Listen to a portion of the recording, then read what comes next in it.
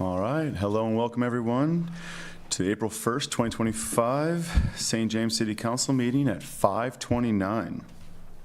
Do I have a consideration to approve minutes from March 18th? So moved. Second. Hannah, Steve, any discussions? All those in favor say aye.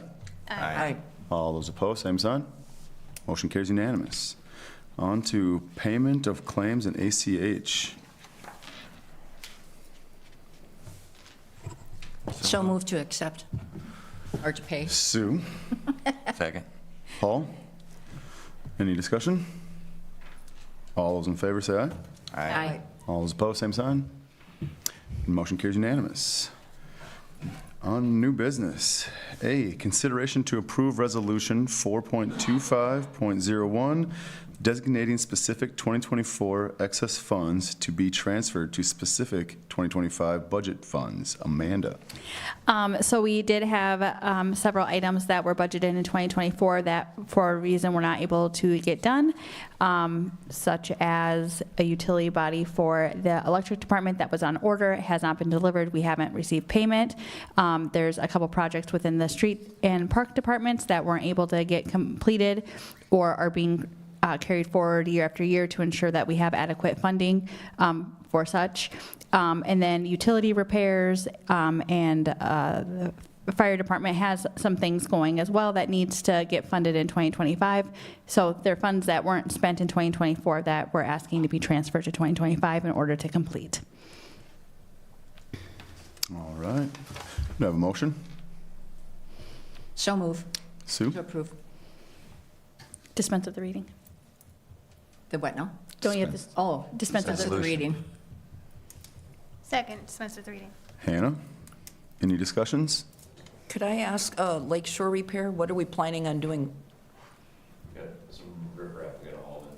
Okay, on Dyke Road side of it? No campground side.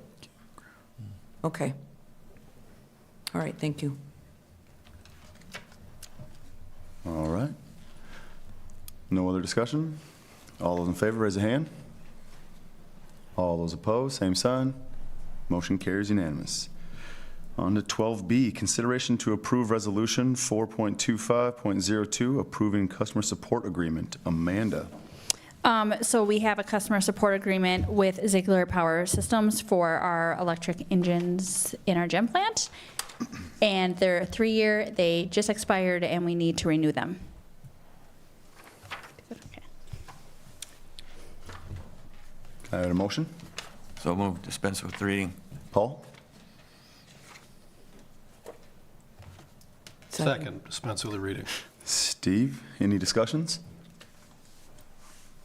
All those in favor, raise a hand.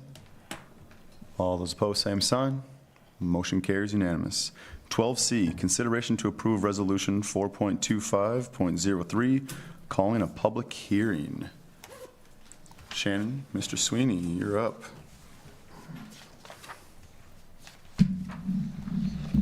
Thank you, Mayor and members of the council. Last week, the EDA met and considered a request for tax increment financing assistance from Bramer and Michelle Powers, doing business as Crystal Clear Car Wash. Bramer's here this evening, so if you had questions of him, I'm sure he'd be helpful and answer those. Ultimately, the request is for 9 years of tax increment assistance, which is a reimbursement of new property taxes that are associated with the new market value that's created as a result of the construction of the project. It includes city, county, and a little bit of school district property tax in that reimbursement. The capture period is for up to a maximum of 9 years. We've used this tool in the past for manufacturing, warehousing, and distribution projects, but as a small city of less than 5,000 population, we're able to use it for commercial projects of less than 15,000 square feet. And so the EDA considered that, and they considered the request, and ultimately they've made a recommendation to the city council that the council initiate the process by calling for a public hearing, which would be held at a June meeting, in order to consider the adoption of a tax increment plan and authorization for execution of a TIF agreement. Ultimately, that TIF agreement would indicate that the city would reimburse up to approximately $107,114 in property taxes over the 9-year term.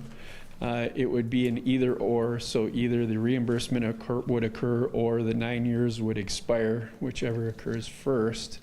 Ultimately, the developer has to construct the project, pay property tax, which are captured by the county and returned to the city before they are reimbursed to the developer. So if there's any issue within that stream, if the developer doesn't pay the property tax, the county doesn't remit by state statute for some reason, the tax increment to the city, there's no reimbursement made to the developer. So you aren't putting forth any cash that you haven't already received in a separate settlement of property tax, just so we're clear on how that works.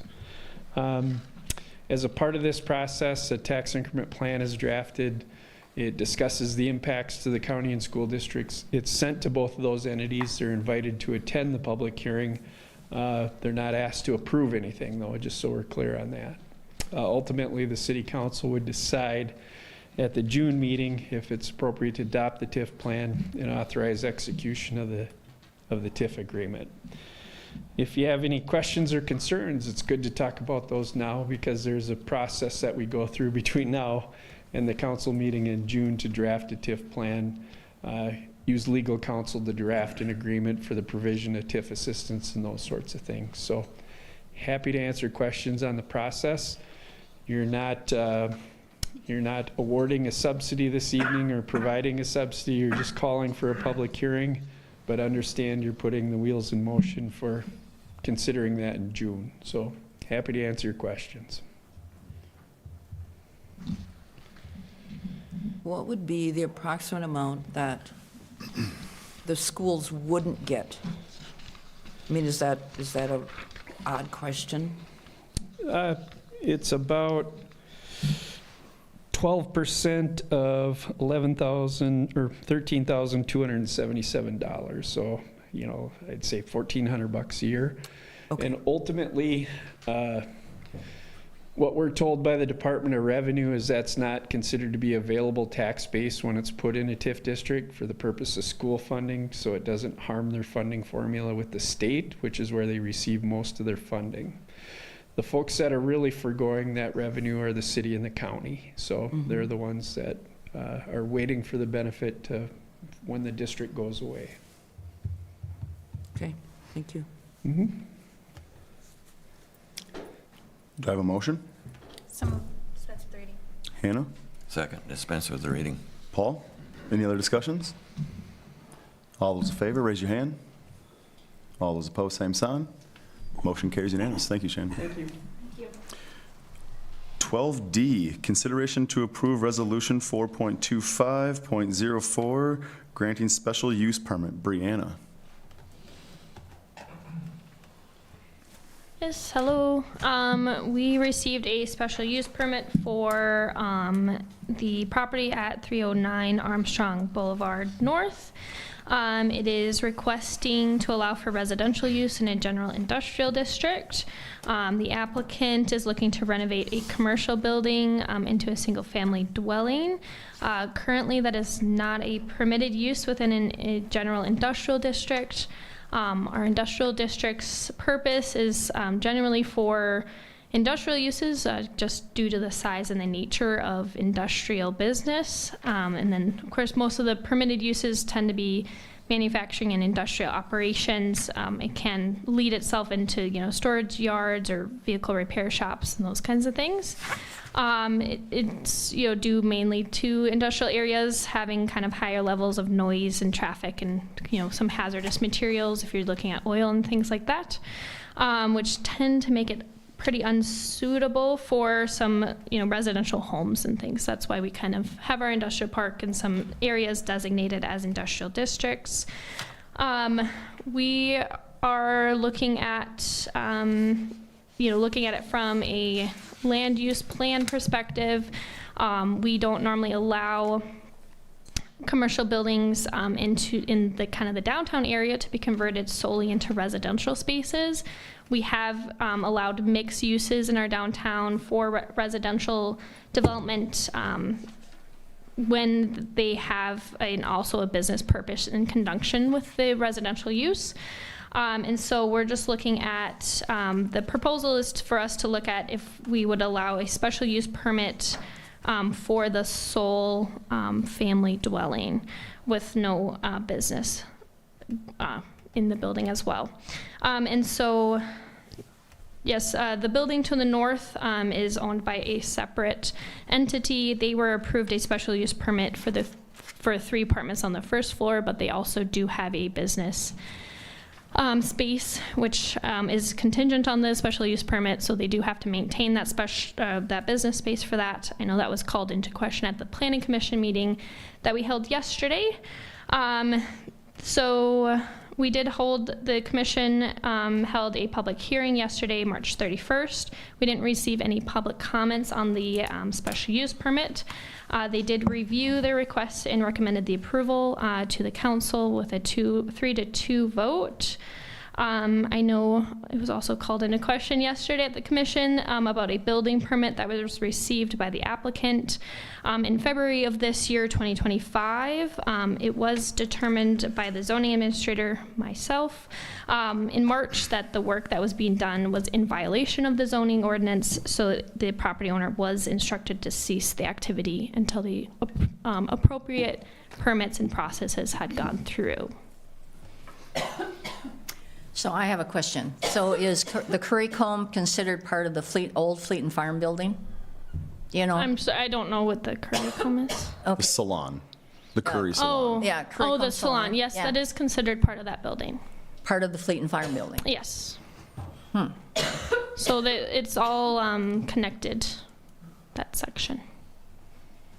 Because I just think there's already precedent that that's all housing that direction, except for the beauty salon, you know? These are different zones, though, It is a aren't they? different zone, yes. The line is between the 2 buildings. Yes.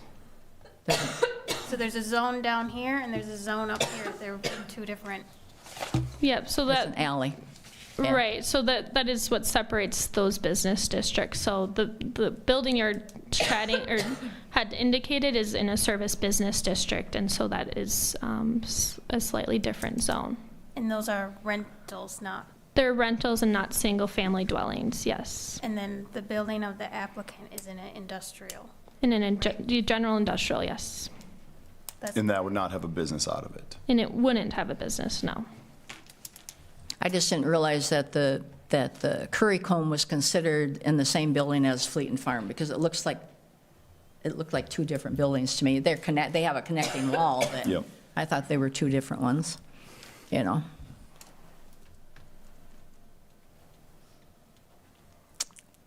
So my opinion is, I would move to allow it.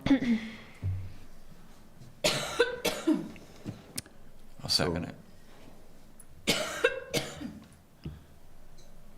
Any other discussion? Explain to me exactly which building this is.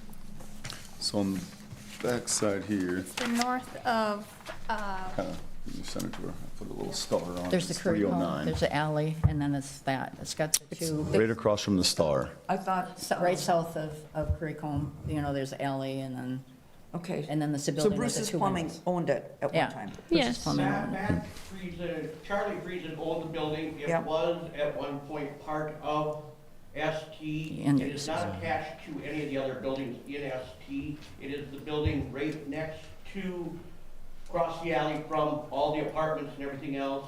And at one time, I believe it was actually the John Deere dealership. And so it's not, yeah, it's not part of ST, you know, the complex of XT. It was a building that was at, you know, Built later on. Yeah, and like I said, I'm the one asking for the permit, and, you know, I, not realizing it wasn't zoned residential, because when I looked it up on the county website, you know, Beacon and all that, it stated it was, you know, it was being taxed as residential, 1 to 3 units. Again, I applied for a building permit, it was granted to me. 5 weeks later, I was told to shut down, which I did, and wait for the zoning, and I did ask for the zoning and stuff. It is the plan is to make it my personal home, sell my house. That's where I want to retire. It's going to be all handicap accessible. I do want to say something. So by allowing this to happen, you're opening the door to allow single dwellings all downtown.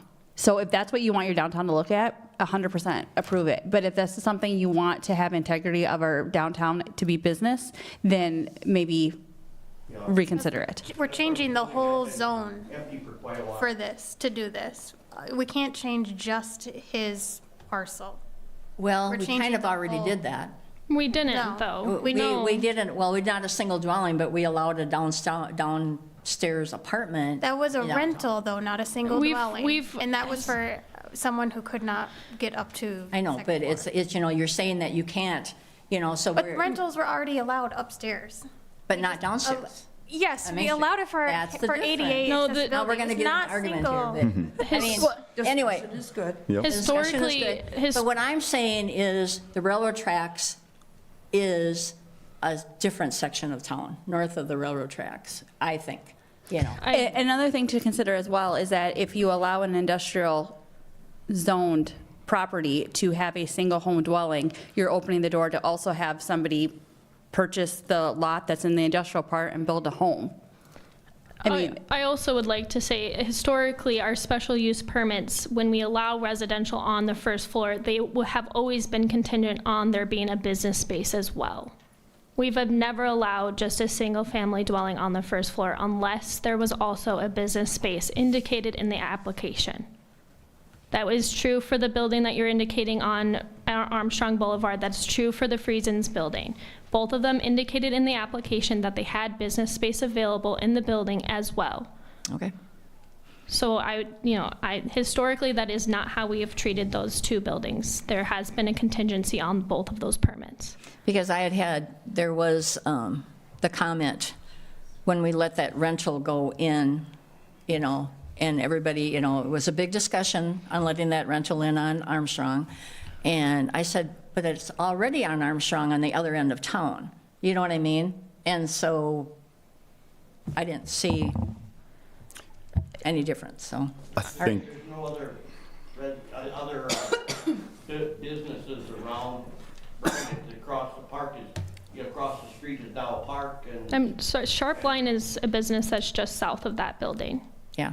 And it's it's ran industrial. The rest of the place complex is basically vacant or used as storage. He's used as a mechanic shop and a retail store. It is an operational business. Yeah. Right. And like I say, I was given a building permit, I've got 5 weeks in putting you got something to say? into this building, quite a bit of money into the building already, that if I'm not zoned it, because I'm given the building permit, I went, you know, not realizing that I've got $35,000 to $40,000 already put into construction work inside that building. But we do have proof of the permit. Does that state that he was going to put it as a single dwelling? He had marked it as a siding permit. It did mark single family. I did look up some of the zoning guidelines on whether or not a building permit was issued prior.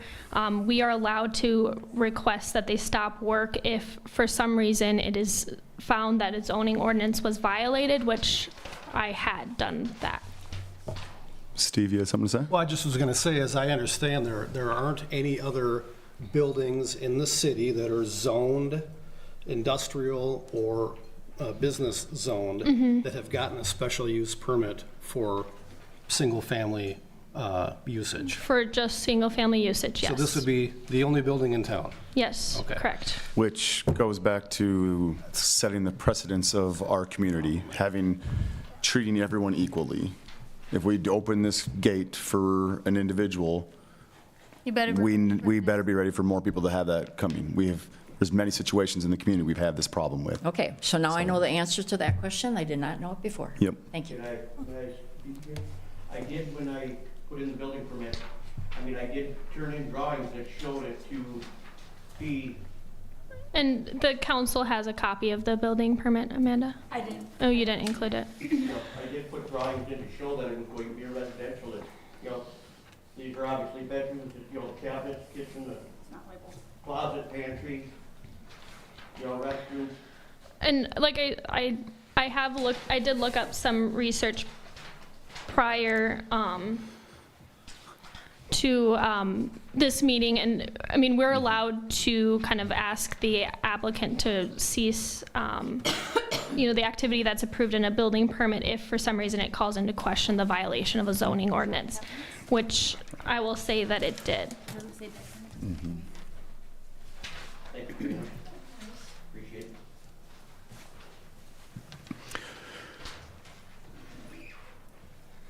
And to, again, Brianna doesn't necessarily look at building permits, and especially if it's indicated for residing.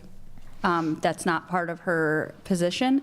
And Harry doesn't have anything to do with zoning. That is Brianna, she's the zoning administrator, nor does he allow or not allow uses within a facility. He is only looking at a building permit to ensure that the state building code is being followed. I mean, when I looked at when I looked at the building code, it doesn't say a bedroom, it doesn't say that, and I know that there's a ton of shops that have rooms with bathrooms. So I don't know what conversation took place between Mike and Harry, if there was a question to say, are you going to live there? Are you not going to live there? What's the intention?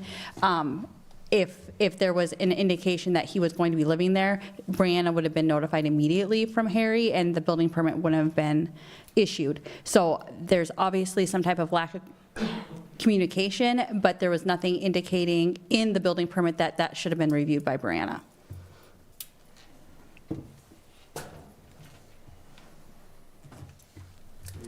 It does say on here, that remodel interior and it is single family.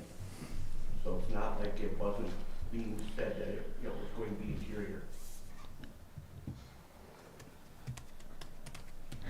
And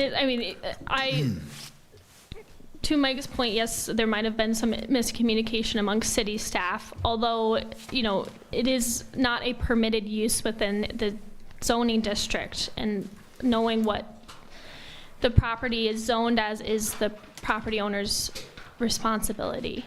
Unfortunately, you need to know how your property can be used before you begin the work. So with that, do we have a motion? Yep, and we have a second. And there's no other discussions? So do we need, after all that discussion, do we need to? We gotta have, But I mean, do we need to reiterate what we are actually voting on?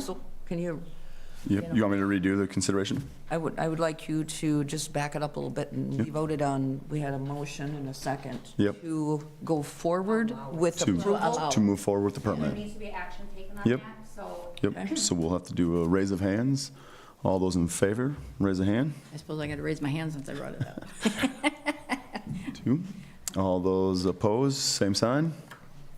3, motion carries 3-2. No, motion is denied. Oh, motion is denied, sorry. That's my first time. That's okay. Thank you, Brianna. Thank you, Mike. Report of board heads, commission and department heads. Sue? Nothing. Nothing? Kathleen? Nothing. Amanda? I just have a reminder that on April 9th is our staff and city council mandatory IT meeting, Cyber. Chris? I have the movie. Read it. All right. So this weekend, April 4th through the 6th, is Minecraft. This feature is rated PG, is 1 hour and 41 minutes long. The film follows 4 misfits who are suddenly pulled through a mysterious portal into a bizarre cubic wonderland that thrives on imagination. To return home, they must master this new world while embarking on a quest with an unexpected expert crafter. Movie starts at 7 p.m. on Friday and Saturday, 4 p.m. on Sunday, and all tickets are still $5. Great. Paul? No. Hannah? Nope. Steve? No. Department heads? Lucas?